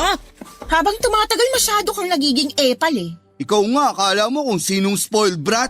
Talaga lang ah. Sinabi ng tumigil na kayo! Sige, sa susunod na marinig ko pa yung bangayan ninyo, ihahampas ko na sa mga pagmumukha nyo ang kawaling to. Kaya mas lalo kung gustong umalis sa pamamahay na to eh. Sawang-sawa na ako sa pagiging diktador nyo. Ako pa rin ang nanay nyo, kaya karapatan kong diktahan kayo. Hindi nyo na magagawa yun dahil ayoko nang tumira sa pamamahay na to kasama kayo. Ayokong palakihin na magiging anak ko rito. Ano ka mo? Sinasabi ko na nga ba, buntis ka ate! Oo, buntis nga ako. Kaya hayaan nyo na kami magsama ng boyfriend ko. Papadudot, doon ko lang nakitang umiyak ng husto ang nanay namin dahil sa desisyong umalis ni Ate Susan. Pakiramdam ko ay nawala lahat ng galit at tampo ko sa nanay ko noong nagmakaawa siya kay ate na huwag kaming iwanan. Yung pakiramdam ko noong mga panahong yon ay para bang naninikip ang dibdib ko sa haguluhol ng nanay ko. Kaya nga hindi ko na rin napigilang magmakaawa sa ate ko na huwag niya kaming iwanan. Pero naging bingit bulag si Ate Susan sa pag-iyak at pagmamakaawa namin ni nanay. Sinabi niya na nasa tamang edad na siya para magdesisyon sa sarili niya at gawin ang kagustuhan niya. Tinuloy niya pa rin ang pag-alis at pakikisama sa boyfriend niya. Ang balita namin, umuwi raw sila sa probinsya ng lalaki sa Albay, Bicol. Pero pagkalipas ng 1.5 taon ay nagulat na lamang kami ni nanay nang sumulpot sa bahay si Ate Susan. Dala ang anak niya upang ipaalaga sa nanay namin. At doon nga niya sinabi sa amin ang nangyari sa kinakasama niya, Papa Dudut.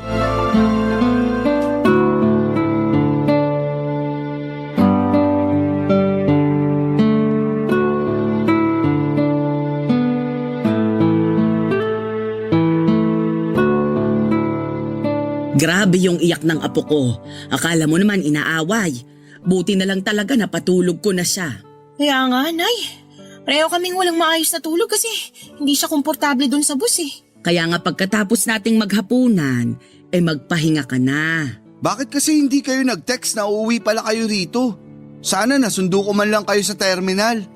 Ayoko namang makaabala sa inyo ni Nanay. Hindi ka naman nakakaabala, anak eh.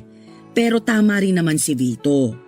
Kung alam lang namin na magbabakasyon kayo rito ng apo ko, sana nakapaglinis man lang ako ng bahay. Ang totoo, hindi naman po kami magbabakasyon dito. Umuwi kami rito kasi dito na kami titira. Bakit? Anong nangyari? Oo nga ate. Saka, nasan ang kinakasama mo? Nandun sa Bicol, iniwan ko. Ano ka mo?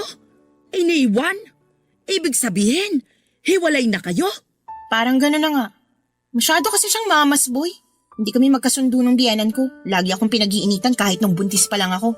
Akala ko magbabago pag pinanganak ko na yung baby namin kasi nga unang apo nila. Kaya lang, mas lumala pa yung ugali. Nalaman ko na lang na lagi pala akong pinagchichismisan ng kapitbahay na kesyo ganito lang ako, ganyan. Sinisisi ako kasi hindi raw nakapagtapos sa pag-aaral yung anak niya. Ay baliw pala siya eh. Ako ang harapin niya nang makita niyang hinahanap niya.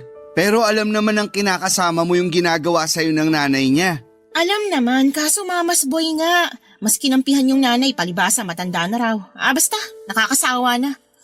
Akala niya yata ako yung klase ng babae na magtitiis kasama sa pamamahay nila, yung nanay niyang sala sa init, sala sa lamig. Kaya nilayasan mo sila, tanga yung anak mo, ganun. Oo, Ibang klase ka rin eh. bakit ba? Hindi ba kayo masaya ni nanay na umuwi na ako rito sa bahay? Wala naman akong sinabi na hindi kami masaya. Parang nung huli nating pagkikita, nagmamakaawa pa kayo na wag akong umalis. Ngayon na nandito na ako kasama yung anak ko, para namang pinagsakloban ng langit at lupa yung mga mukha niyo. Huwag mo na lang pansinin si Vito. Lagi namang mukhang pinagsakluban ng langit at lupa yung mukha ng kapatid mo eh. Basta anak, masayang masaya ako kasi sa wakas, nandito na ulit kayo sa bahay ng apo ko. Sobrang miss na miss ko na kayo, naku lalo ka na. Miss ko na rin po kayo, Nay. Ano nang plano mo ngayon? Pwede bang bukas na lang ako magplano? Kasi kita mo na nga pagod kami ng anak ko sa biyahe, makatanong ka dyan. Huwag ka mag-alala kasi may pera naman ako na itatabi. May pang-ambag ako kahit man lang sa pagkain natin. Akala mo yata nagbakasyon na ako dun sa Bicol. Nagtitinda-tinda naman ako ng ice candy tsaka yelo nung summer kaya kahit papano may kinita ako. Kung yun ang inaalala mo.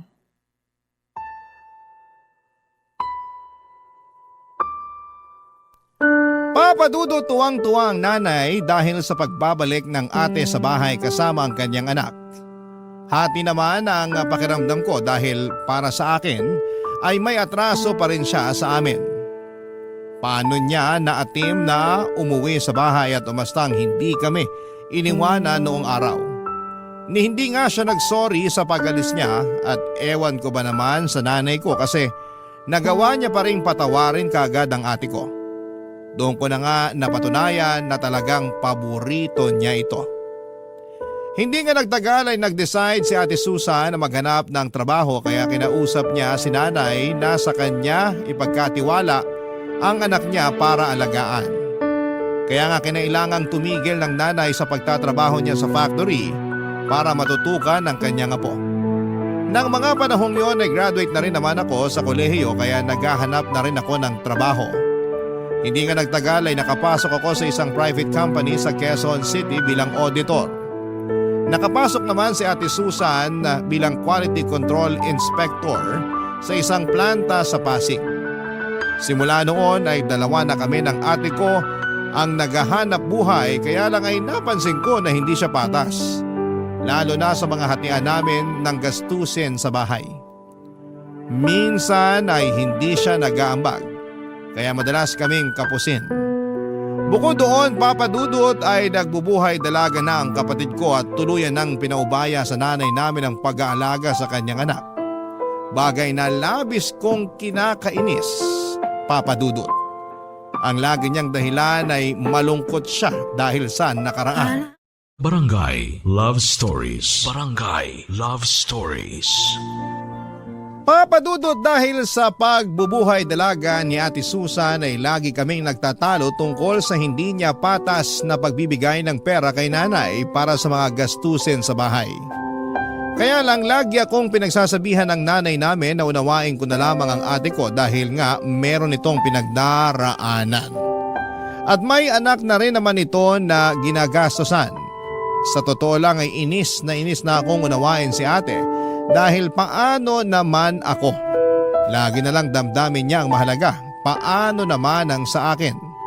Nagdaan ng 3 buwan na balitaan namin na umuwi raw sa kainta ang tatay ng anak ni Ate Susan para kausapin siya at suyuin na makipagbalikan sa kanya. Ayaw nga ni nanay na magkabalikan sila matapos ang nangyari sa kanila sa Bicol. Kaya lang ay hindi naman namin hawak ang pag-iisip ni Ate Susan. Sa huli ay nagkapatawaran sila ng kinakasama niya at nagdesisyon na mag-live-in ulit, Papa Dudut. Dahil doon ay nagalsabalutan ang kapatid ko at naulit na naman ang senaryo noon kung paano niya kami iniwan ni nanay, Papa Dudut.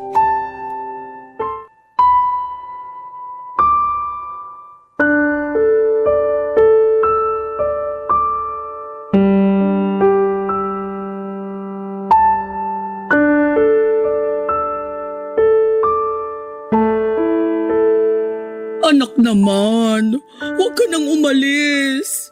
Huwag mo na kaming iwan ng kapatid mo. Ano ba yan, Nay? Kumakaaya kayo dyan para kayong kinakatay na baboy? Ate Susan, ano ba? Nanay pa rin natin yung binabastos mo. Ay nako, sumabad na naman yung nagbabait-baitang anak. Hindi ako nagbabait-baitan. Saka hindi to tungkol sa akin, okay? Palibasa, wala kang konsensya eh. Iiwan mo na naman si nanay kung kailan napamahal na siya sa apo niya.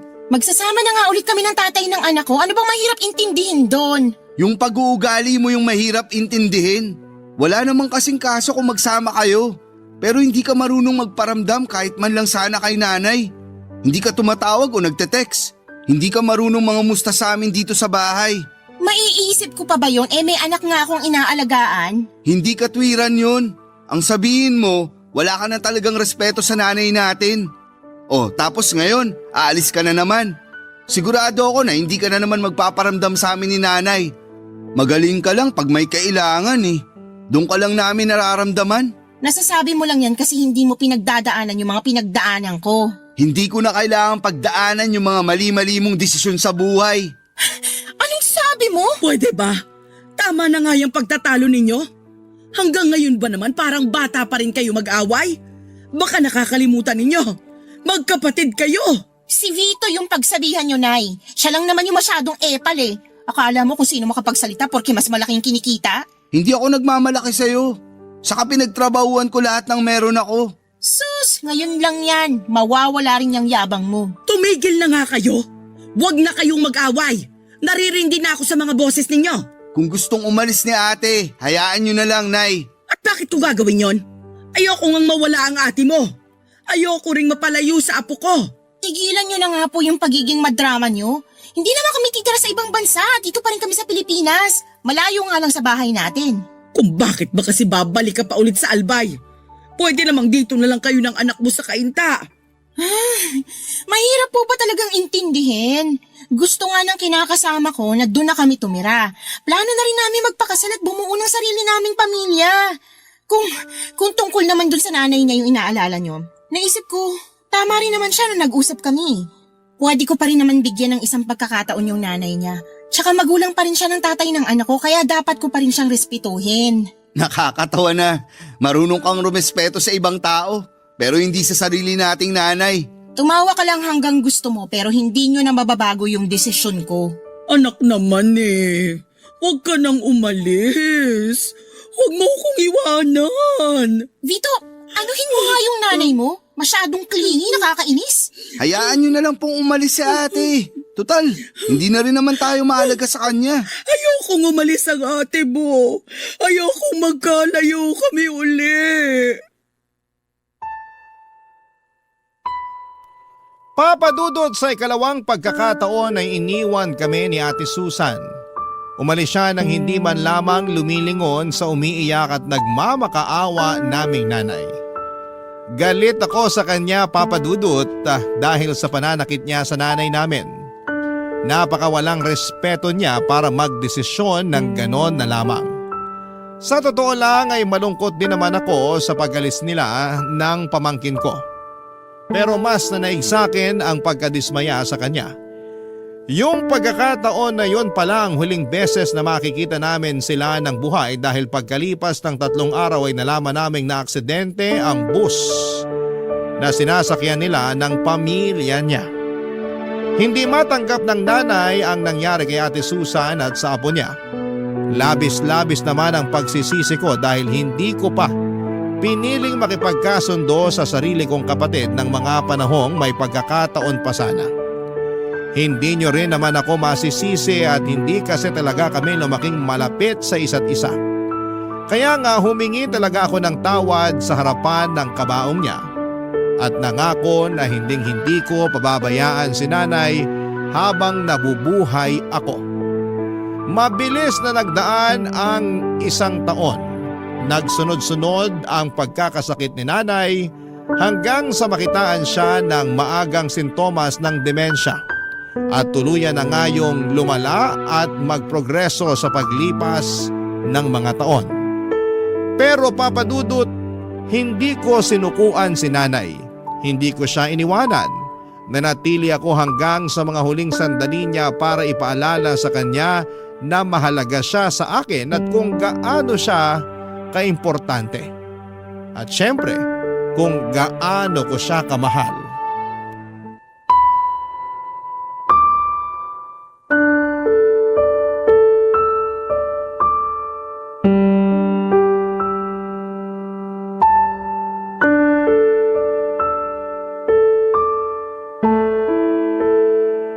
Nay?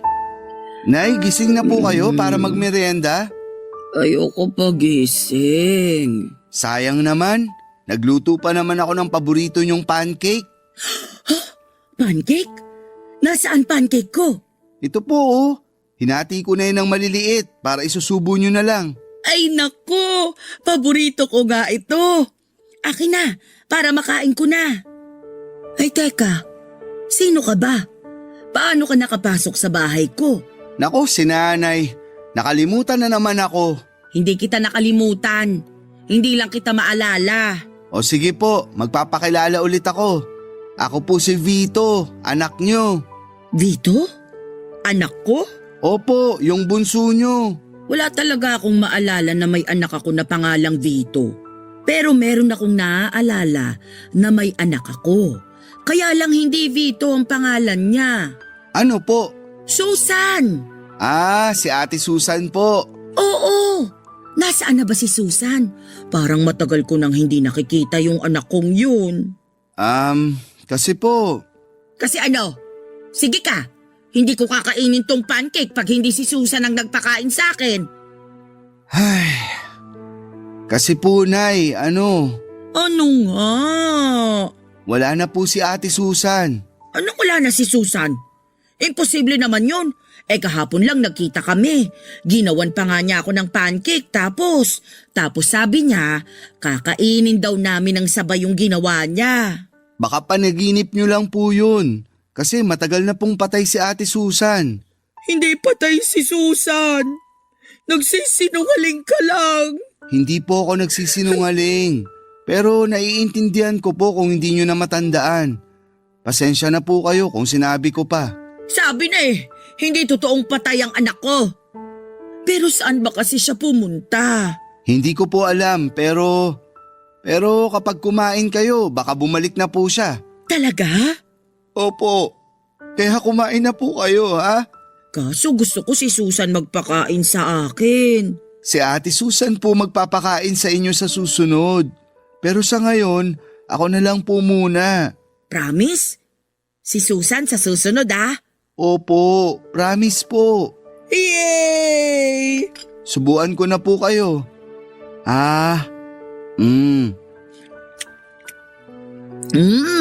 Sarap talaga ng pancake. Kumain lang po kayo ng marami para matuwa po si ate pagbalik niya. Sige, gusto ko kasi matuwa sa akin yung anak ko Kaya nga po. Ikaw, kaninong anak ka? Sa inyo po. Wala talaga akong matandaan na may anak akong kapangalan mo. Pero, sige, simula ngayon, anak na kita. Ampunin na kita Magiging nanay mo na ako. Sige po, simula ngayon, anak niyo na ako. Ayan, para kahit wala pa si Susan, mayroon naman akong anak na kasama ko. Salamat, Vito Salamat sa pag-asikaso mo kay nanay. Walang anuman po. Mahal na mahal ko po kayo. Mahal na mahal din kita. Kayo ng Ate Susan mo. Papa Dudut, yon ang mga huling sandali ng nanay kapiling ako. At pagkalipas lang ng 1.5 buwan ay tuluyan na siyang kinuha sa akin ng Panginoon. Napakalungkot ng mga panahong yon dahil nag-iisa na lamang ako sa buhay. Pero masaya naman ako dahil binigyan ako ng tsansa na alagaan si nanay hanggang sa mga huling sandali niya. Kahit na tuluyan na niya akong nakalimutan, alam ko na may mga pagkakataon na naaalala niya pa rin ako. At ganoon din ang namayapa kong kapatid na si Ate Susan. Pakiramdam ko ay bumabalik ako sa pagkabata sa tuwing may kinikwento si nanay na mga kaganapan na naaalala niya noong araw. Sa kasalukuyan ay inaabala ko ang sarili ko sa pagtatrabaho. Pero hindi ko naman pinabayaan ang mental health ko kahit na napakahirap umusad matapos mawala ng mga mahal sa buhay. Pero naniniwala ako na darating ang panahon na magiging maayos din ang lahat. Dalangin ko na lamang na sana'y masaya na si nanay kasama ang Ate Susan ko sa langit. Hindi na sila mahihirapan at hindi na rin sila magkakahiwalay pa. Hanggang dito na lamang po ang sulat ko at sana'y mapili ninyong i-ere sa Barangay Love Stories. God bless po sa inyo at sa inyong istasyon. Ang inyong forever kapuso at ka-barangay, Vito.